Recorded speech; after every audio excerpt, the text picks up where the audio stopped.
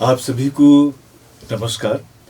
श्रोताओं, हमारे आज के इस प्रोग्राम में एक बहुत ही ख़ास मेहमान, ख़ास शख्सियत हमारे साथ में हैं। आप हैं श्री नरेंद्र नाहटा जी, और आप 3 बार मध्य प्रदेश विधानसभा के लिए चुने गए, 2 बार कैबिनेट मिनिस्टर रहे। इसके साथ साथ ये तो उनके पॉलिटिकल करियर की बात है, समाज सेवा का उन्हें बहुत शौक़ है और अपना जीवन उन्होंने समाज सेवा को शिक्षा के विकास के लिए समर्पित कर दिया। और आपको ये भी बता दें कि मंदसौर विश्वविद्यालय के आप न केवल संस्थापक हैं बल्कि उसके कुलपति भी हैं। नरेंद्र नाहटा साहब, कार्यक्रम में बहुत बहुत स्वागत है आपका। बहुत धन्यवाद। सच में तो मुझे आपका स्वागत करना चाहिए कि रेडियो मंदसौर पे मैं कमल शर्मा जी के सामने बैठा हूँ, तो मैं मानता हूँ कि ये रेडियो मंदसौर और मेरा गौरव बढ़ा है। आपका हम सब लोग स्वागत करते हैं। बहुत शुक्रिया, बड़प्पन है आपका। क्योंकि रेडियो मंदसौर जो है मंदसौर यूनिवर्सिटी का ही हिस्सा है, तो सबसे पहले तो मंदसौर यूनिवर्सिटी की बात कर लें। मंदसौर अपनी दूसरी विशेषताओं के लिए कितना भी जाना जाता है, मुझे लगता है कि आज मंदसौर की पहचान बन गई है मंदसौर यूनिवर्सिटी। देश के कोने कोने से विद्यार्थी यहाँ आते हैं और अपने माता पिता का सपना पूरा कर रहे हैं, अपने भविष्य को यहाँ एक आकार दे रहे हैं। लेकिन इन बच्चों के जीवन को आकार मिले, यहाँ के जो अभिभावक हैं उनके बच्चों को एक नई दृष्टि, देश दुनिया के बारे में जानकारी मिले, शिक्षा का एक ऊंचा स्तर उन्हें मिले। ये जो विचार आपके मन में कब और कैसे आया? इस विश्वविद्यालय की स्थापना के पीछे कौन सा भाव था आपका? मेरे पिताजी को शिक्षा से बड़ा लगाव रहा जी। हाँ, हमारा परिवार एक बहुत छोटे शहर रामपुरा का था और उस वक्त वहाँ शायद 8वीं से ऊपर स्कूल नहीं थे।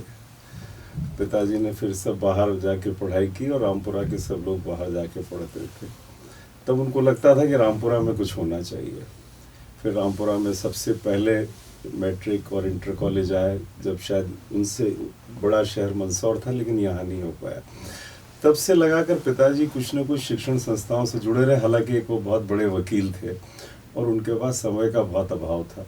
शायद मेरे जीन्स में कहीं ना कहीं ये बात वहाँ से आ गई कि मुझे लगता है कि एक शहर की पहचान शिक्षा से जो बनती है वो और किसी तरीके से नहीं बन सकती, और आप समाज को शिक्षा के माध्यम से जो दे सकते हो उसके अलावा और कोई उससे बेहतर तरीका नहीं हो सकता।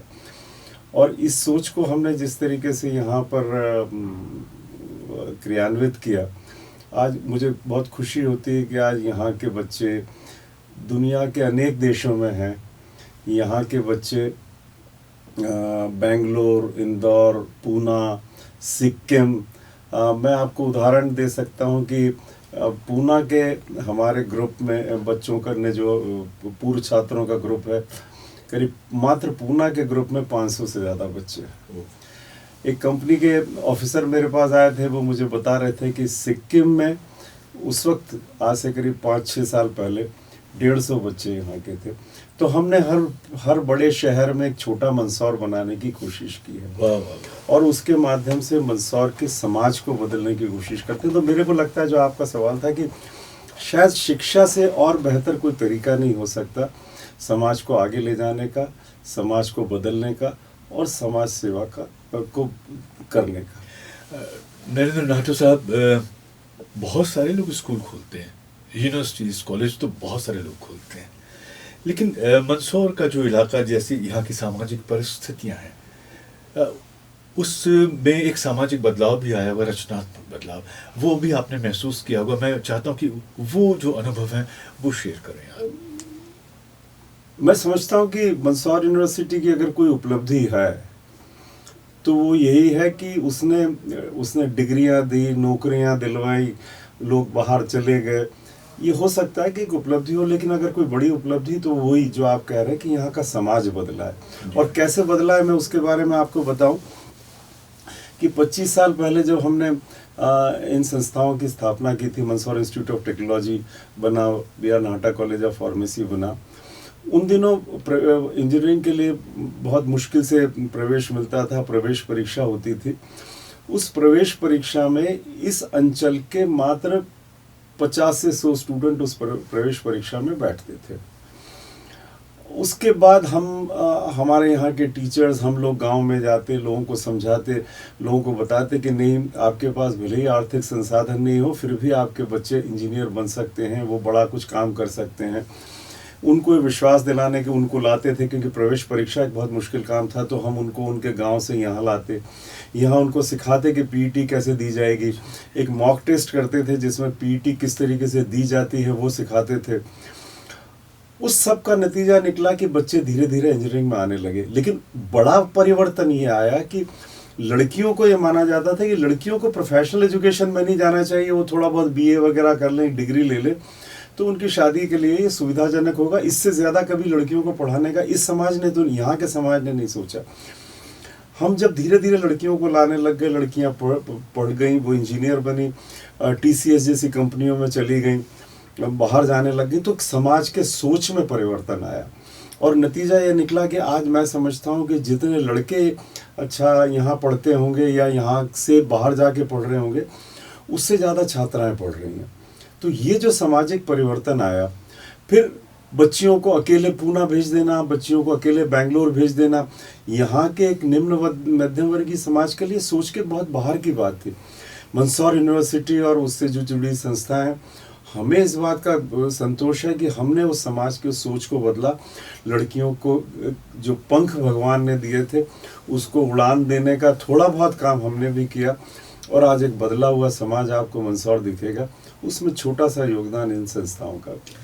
नरेंद्र नाहटा साहब, मुझे लगता है कि जैसे आपने इसमें जिक्र किया कि हम उनको लेकर के आते थे, मॉक इंटरव्यूज, मॉक टेस्ट करवाते थे, मतलब ये बिल्कुल ऐसी ही कि जैसे माता पिता अपने बच्चों के लिए तैयारी करवाते ना, तो आप अपने संस्थान के मुखिया, लेकिन अपने विद्यार्थियों के लिए बिल्कुल जैसे एक पिता की भूमिका होती है ना, कि मेरी जिम्मेदारी बनती है। वरना एक कुलपति ही वो अपने चेंबर में बैठा है, उसकी यूनिवर्सिटी चल रही है, लेकिन ये जो बहुत ही व्यक्तिगत स्तर पर जा कर के लोगों से जुड़ना, क्या इसके पीछे एक कारण ये भी नहीं है कि आप चूंकि राजनीति से जुड़े रहे, और सक्रियता जो होती है जन जन तक पहुंचने की, जन जन से जुड़ने की, एक जो जननेता होता है वो ऐसे ही होता है, तो वो अपने इलाके के लोगों को पहचानता है। तो एक जब बड़ी जिम्मेदारी संभालता है, वो चाहे आप मंत्री बने और फिर बाद में या कुलपति बने, लेकिन कहीं ना कहीं वो भीतर वो तत्व शायद नहीं, मैं समझता हूँ ये उल्टा हुआ।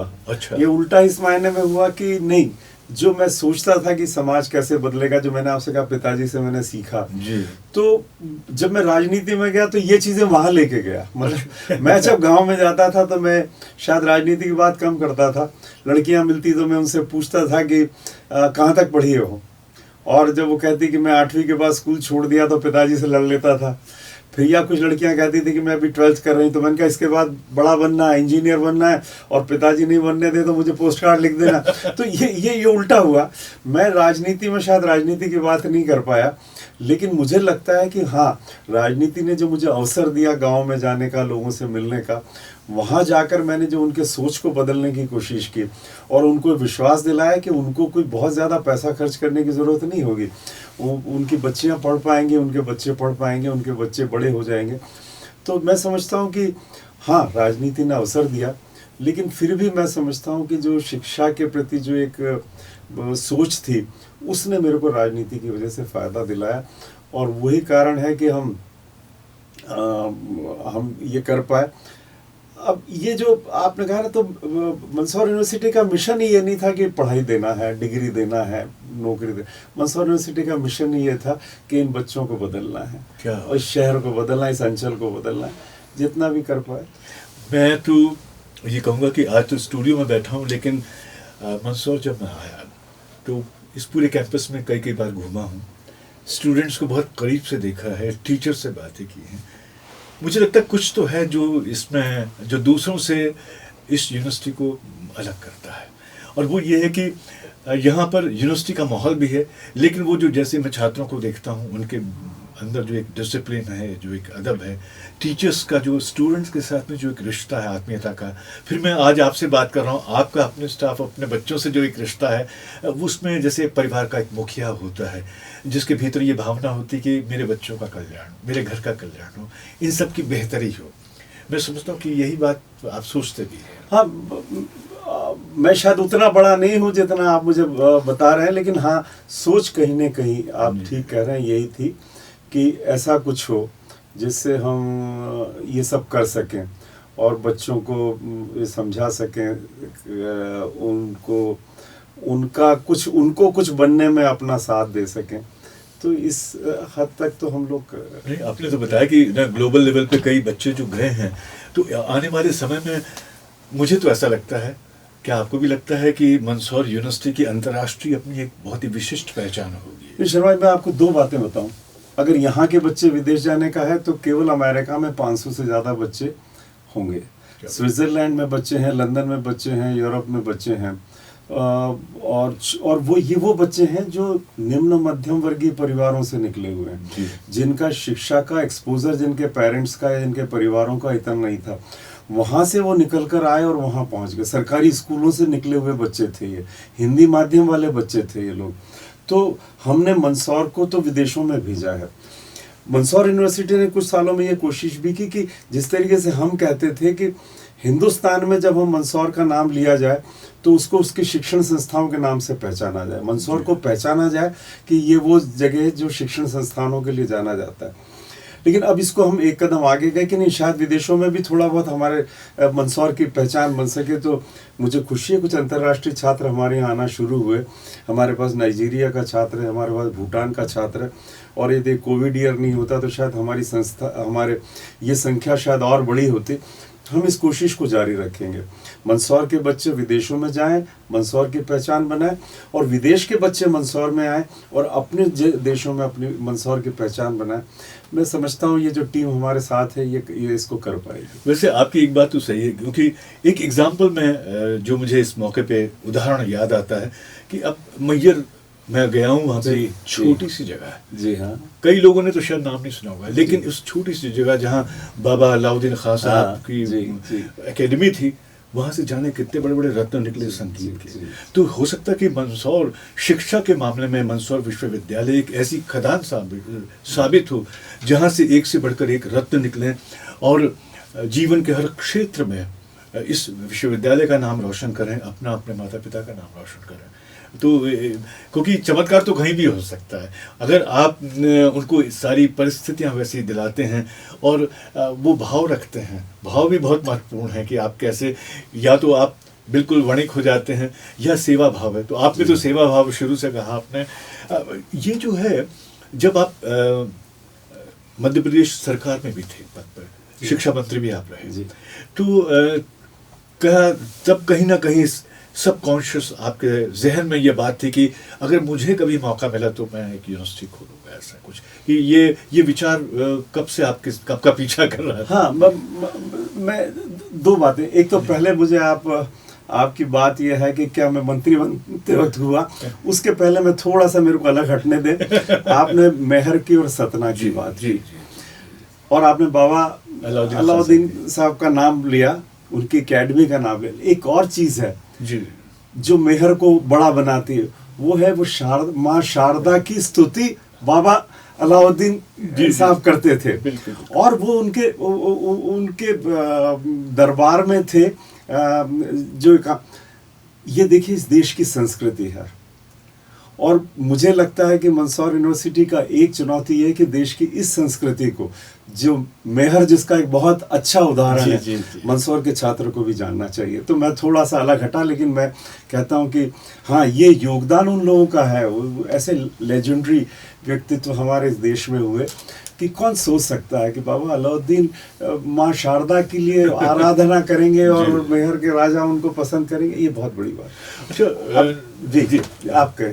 नरेंद्र नाटा साहब, चूंकि यूनिवर्सिटी की बात चल रही है, बच्चे देश दुनिया में जा रहे हैं, कभी वो लोग जो पहले बहुत साधारण से लगते थे, इस विश्वविद्यालय की वजह से उनके परिवार में एक ज़बरदस्त परिवर्तन आया, बच्चियों में, माँ में कोई ऐसा एग्जाम्पल, कभी ऐसा कोई मामला टकराया आपके साथ में जिसमें देखा हो कि वो बच्चियां जो कल तक कहीं रोशनी में नहीं थी, या वो आज बड़ी नौकरी कर रही हैं, परिवार में पैसा आ रहा है? बहुत बहुत बहुत बहुत मैंने आपका जहाँ जाता हूँ वहाँ कोई ना कोई मिल जाता है। अमेरिका जाने का एक बार मौका मिला तो फ़ोन आया मेरे पास, मैंने कहा आपको मैं जानता नहीं, बोले मैं आपका छात्र रहा हूँ। और मैंने कहा अच्छा तुम मुझे जानते हो, तो कहाँ के रहने वाले? तो मनासा, जहाँ से मैं चुनाव लड़ता रहा हूँ। बाद में मैं उनके परिवार से मिला, उनके परिवार में कहा मुझे आपने कहीं बताया नहीं कि आपका बच्चा अमेरिका में जब लौट के आया। तो उन्होंने कहा ये जो कुछ आप मेरे घर में जो सुख सुविधाएं देख रहे हैं ये उसी की दे। तो ये परिवर्तन तो बहुत बड़ा मैंने देखा है चारों तरफ। मैं आपको दो एक उदाहरण देता हूँ जी। एक बार मेरे पास एक साहब आए, मेरे मित्र थे, उनके साथ कोई एक और व्यक्ति थे, और उन्होंने मुझसे कहा कि आप इनको जानते हैं? मैंने कहा नहीं। तो उन्होंने बताया कि ये किसी विभाग में चपरासी हैं। तो मेरा भी थोड़ा अहम वो हुआ कि मैं एक विभाग के चपरासी को जानूंगा, लेकिन तब उस व्यक्ति ने मुझे बताया कि नहीं, ये मुझे ये पहचान नहीं है, मेरी पहचान ये है कि मेरे 2 बच्चे MIT से निकले हैं और वो बेंगलोर में नौकरी कर रहे हैं, और आज से 20 साल पहले वो करीब 70,000 रुपया महीना कमा रहे थे। आप उस क्षण की जो आपको जो संतोष मिलता है कि एक छोटे से, मैंने कहा आपको तो रिटायरमेंट पे भी उतने पैसे नहीं मिलने वाले जितने, तो उन्होंने इस बात को स्वीकार किया। एक और घटना है, यहाँ पास में एक सावाखेड़ा करके विलेज है, लड़कियां, उनके पिताजी मेरे पास आए, बोले मैंने मेरी लड़की को पढ़ा दिया, आज पूना में नौकरी कर रही है। तो मैंने कहा पूना में कहाँ नौकरी कर रही है? देखिए कैसे समाज बदलता है। बोलते MNC में नौकरी कर रही है। मैं चौंक गया, एक मेरे पास का गरीब किसान, और वो मुझसे कह रहा MNC में नौकरी कर रही है। तो मैंने कहा आप MNC समझते हैं? तो उन्होंने कहा मल्टीनेशनल कॉरपोरेशन। आप सोचिए कि ये मंदसौर यूनिवर्सिटी का मिशन था, और वो सामने पूरा होता हुआ दिखता है जब एक छोटा से गांव का किसान आपको आके कहता है कि मेरी बेटी MNC नहीं, मल्टीनेशनल कॉरपोरेशन में नौकरी कर रही है। तब हमें लगता है कि नहीं, हम जो कुछ करना चाहते थे थोड़ा बहुत तो कर ही पाए। डॉक्टर साहब, मुझे पूरा यकीन है कि यहाँ से आने वाले दिनों में जो वकील निकलेंगे, जो साइंटिस्ट निकलेंगे, इंजीनियर बनेंगे, भविष्य के पत्रकार बनेंगे, वो मंदसौर की तो पहचान बनेंगे, वो इसके अलावा हमारे देश की दुनिया में पहचान बनाएंगे। मैं आपको थोड़ी सी बात बीच में काट रहा हूँ जी। यहाँ से निकले हुए छात्र यूनिवर्सिटी के वाइस चांसलर हैं, यहाँ से निकले हुए छात्र पता नहीं कितनी संस्थाओं को संचालित कर रहे हैं, यहाँ से निकले हुए छात्र फिल्म लाइन में हैं। तो हमने हर क्षेत्र में अपने कहीं ना कहीं हमारे इन छात्रों ने अपनी पहचान बनानी। अच्छा, चूंकि हम मंदसौर यूनिवर्सिटी के रेडियो स्टेशन में बैठे हैं, इसके पीछे आपका कोई रेडियो प्रेम रहा इसको खोलने की? दोनों बातें हैं। एक तो ये है कि हाँ, मंदसौर की पहचान बनाने में रेडियो मंदसौर का भी योगदान होना चाहिए। बड़े दिनों से मैं देखता था, जिस दिन मंदसौर में विविध भारती का FM रेडियो स्टेशन का उद्घाटन हुआ तो मैं संतुष्ट नहीं था। मैं इसलिए संतुष्ट नहीं था कि ये तो रिले स्टेशन है, हाँ। कमल शर्मा जी कहीं और बोलेंगे और हम यहाँ सुन लेंगे उन्हें। लेकिन कहीं किसी दिन मंदसौर के क्या आकाशवाणी और विविध भारती का मिशन क्या था कि हम अपनी संस्कृति को, अपनी परंपराओं को, अपने संगीत को अपने आगे बढ़ाएं। तो मेरा भी एक छोटा सा विचार था कि कोई मंदसौर में मेरे पास भी रेडियो वो होना चाहिए जो यहाँ की मालवा की संस्कृति को आगे बढ़ा सके, हमारे बच्चों को एक अवसर प्रदान कर सके, प्लेटफॉर्म प्रदान कर सके। मेरे ज़माने में जब मैं स्कूल में जाता था, कुछ बच्चे जिनको आपके आकाशवाणी के बच्चों के कार्यक्रम में भाग लेने का मौका मिलता, वो कहते थे मैं चाइल्ड आर्टिस्ट हूँ। तो उस ज़माने में जब TV नहीं हुआ करता था तो कहीं वो अवसर मिले। तो एक ये इसके पीछे, रेडियो मंदसौर के पीछे एक सोच ये थी कि नहीं, स्थानीय संस्कृति को हम बढ़ा सकें, मंदसौर को पहचान भी दिला सकें। ये एक उसका उद्देश्य था। अब कोशिश कर रहे हैं कि थोड़े सफल हो जाएं। अपने श्रोताओं को एक बार फिर से हम याद दिला दें, आज के इस खास प्रोग्राम में हमारे साथ हैं मंदसौर यूनिवर्सिटी के संस्थापक और कुलपति श्री नरेंद्र नाहटा साहब। नरेंद्र जी, मैं फ्यूचर के बारे में बात करना चाहता हूँ, और क्या योजनाएं भविष्य में शिक्षा जगत को लेकर के आप मंदसौर यूनिवर्सिटी से ही जुड़ी कुछ और योजनाएं हों या किसी दूसरे शहर में भी आपका कोई प्लान है क्या यूनिवर्सिटी खोलने का? मंदसौर के बाहर कहीं कुछ इरादा नहीं मेरा जी। जो है वो तो इसी मिट्टी से बने, इसी मिट्टी में एक दिन समाहित हो जाएंगे। सिर्फ ये है कि अब हम करीब 25-26 साल से हम इन शिक्षण संस्थाओं को चला रहे हैं और जैसा कि मैंने आपको कहा, यहाँ के बच्चे दूर दराज में, बड़े बड़े शहरों में, बड़ी कंपनियों में काम कर रहे हैं। उनके पास भी 15-20 सालों का अनुभव हो गया है, वो भी अपनी कंपनियों में बड़े पदों पर हैं। उनने दुनिया को अब नए नज़रिए से देखा, जब वो मंदसौर में आए तब का नज़रिया और अब जब वो इतने साल के अनुभव के साथ है। अब मैं समझता हूँ कि अब ये एक अवसर है कि मंदसौर यूनिवर्सिटी ये काम करे कि अब उनको वापस मंदसौर की तरफ लौटने के लिए कोशिश करे और वो यहाँ आए नहीं, यहाँ रहे नहीं, लेकिन जो उनके पास अनुभव है उसका लाभ अब इस अंचल को मिले। वो मल्टीनेशनल कंपनियों में काम कर रहे हैं, विदेशों में काम कर रहे हैं। अब इस समाज को क्या करना चाहिए, मंदसौर को आगे कैसे बढ़ना चाहिए, मालवा को आगे, मध्य प्रदेश को आगे कैसे बढ़ना चाहिए, इस बारे में अब उन लोगों का मुझे लगता है कि उनको अब उनका दायित्व बताने का अवसर और समय मंदसौर यूनिवर्सिटी के लिए है कि हम उन्हें समझाएं कि आपको इस शहर ने बहुत कुछ दिया है, अब आप लौटिए और इस शहर को बनाने में अपना योगदान दीजिए। तो अगला चरण अगर कोई हो सकता है तो मैं समझता हूँ वो यही हो सकता है कि एक बहुत बड़ा टैलेंट पूल अब मंदसौर के पास है। हज़ारों की संख्या में वो छात्र, वो बच्चे हैं जो अलग अलग जगह अलग अलग काम कर रहे हैं, उनको वापस मंदसौर से जोड़ना, ये समझता हूँ कि अगला मेरा मिशन हो सकता है। हाँ, ये तो है, शिक्षा भी कोई एक स्थिर चीज़ नहीं है, वो भी समय के साथ बदलती है, टेक्नोलॉजी के साथ बदलती है, तो शिक्षा भी बदलती रहेगी और उस नाते हम भी अपने बच्चों को कुछ नया देने की कोशिश करते रहेंगे। पर मूल उद्देश्य मेरा ये है कि अब के समाज को गढ़ने में वो लोग जो इन पिछले 25 सालों में जो इस संस्था के माध्यम से बाहर निकले हैं, वो वापस अब इस शहर की तरफ देखना शुरू करें, मालवा मध्य प्रदेश की तरफ देखना शुरू करें और उसको बनाने में अपना योगदान दें। तो मैं समझता हूँ मंदसौर यूनिवर्सिटी का दूसरा चरण यही होना चाहिए। डॉक्टर साहब कहते हैं कि आप जिस माहौल में रहे हैं उसका असर तो थोड़ा सा होता ही है। ये जो ऊर्जा है, चूँकि आप यंगस्टर्स के बीच में रहते हैं तो इतने जो यंग और विचारों से आदमी कहते हैं ना जवान हो, जी, जी, जी। और उत्साह में कोई कमी ना हो, ऊर्जा वैसे ही, तो क्या उसकी वजह ये है कि आप यंगस्टर्स के बीच में रहते हैं और इसीलिए इतने यंग बने हुए हैं? हो सकता है, कभी कभी तो मुझे लगता है कि मैं इनको यंग बनाने की कोशिश करता हूँ लेकिन हाँ, इसमें कोई संदेह नहीं, इसमें कोई संदेह नहीं कि इन बच्चों के बीच जब उठता बैठता हूँ, जब इन्हें देखता हूँ, इनकी आंखों में जब वो एक रोशनी देखता हूँ, तो कहीं ना कहीं वो मुझे भी चार्ज करती है। मेरी बैटरी भी इन लोगों को देख देख के चार्ज होती है और लगता है कि अगर ये वो लोग हैं जिनके लिए हम काम कर रहे हैं तो हमारा भविष्य भी अच्छा है, इनका तो अच्छा हो गई। और स्वाभाविक रूप से ये प्रेरित करता है कुछ और बेहतर करने के लिए। नरेंद्र नाहटा साहब, लोग आपको एक राजनीतिज्ञ के रूप में, समाज सेवी के रूप में, शिक्षाविद के रूप में जानते हैं। कुछ और भी पहलू होंगे आपकी पर्सनालिटी के, मैं जानना चाहता हूँ शौक क्या है आपके, और क्या लिखने पढ़ने का, संगीत का क्या शौक है? नहीं, मैं कोई नहीं। एक तो मैं सबको कहता रहता हूँ कि मैं विविध भारती का बड़ा प्रतिबद्ध श्रोता रहा हूँ।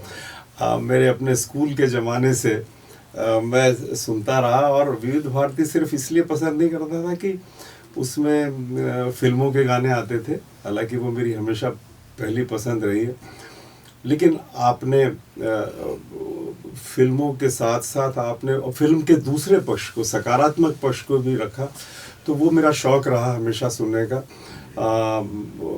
आजकल तो कमर्शलाइजेशन हो गया है इन माध्यमों का भी, तब विविध भारती ने संस्कृति को, या आकाशवाणी ने संस्कृति को आगे बढ़ाने के लिए जो काम किया वो बहुत महत्वपूर्ण था। और मैं समझता हूँ कि वही एक ऐसी चीज़ थी, एक शौक़ है कि जो आज तक बना हुआ है और आज भी शायद जो आप सुना देते हो विविध भारती में वो कहीं और सुनने को नहीं मिलता। क्या मैंने पिछले दिनों एक फेसबुक पोस्ट लिखा था जी। मैंने कहा आप में से कितने लोगों को पता होगा कि सज्जाद हुसैन जैसे लेजेंडरी संगीतकार मंदसौर जिले के हैं। तो ये बताने वाले तो विविध भारती के लोग थे। तो एक तो ये शौक मेरा ये रहा है पुराना म्यूजिक, और ये दुनिया को, मेरा एक फेसबुक पोस्ट है, दुनिया में शायद मैं, और एक मेरा लेख है, मेरा लेख ये है कि इन गीतों का सम्मान कीजिए। और मैंने कहा कि भारतीय सिने उद्योग के 100 साल हमने अभी मनाए हैं कुछ साल पहले जी। और अब आलम आरा के बाद तो हमारे 100 साल वो भी जो टॉकी फिल्म्स के भी होने वाले। बिल्कुल। लेकिन शायद ये उतनी बड़ी बात नहीं होगी। ये बड़ी बात तो है, क्यों नहीं बड़ी बात है, लेकिन उससे बड़ी बात क्या है मैं बताता हूँ। ऐसे गाने जो आज से 75 साल पहले क्रिएट किए, न उस संगीतकार को कभी पता होगा, न उस गायक को कभी पता होगा, न लिखने वाले को कभी पता होगा। 70 मैंने कुछ एक गानों की सूची दी थी। अच्छा। और ये वो 75 साल हो गए। अब इन गानों का सम्मान कीजिए।